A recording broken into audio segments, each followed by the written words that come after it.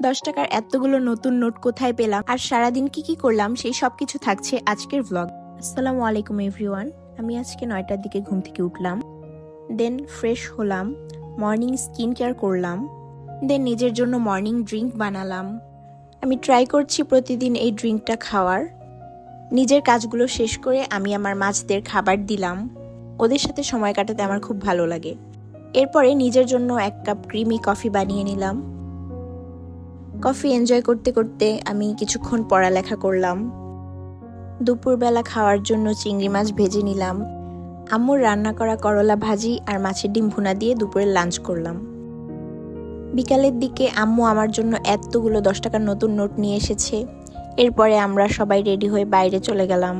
আমার ছোট বোনের স্কুল ছুটি হয় বিকাল 5টায়। এরপর রেডি হয়ে যেতে যেতে একদম সন্ধ্যা হয়ে গিয়েছে।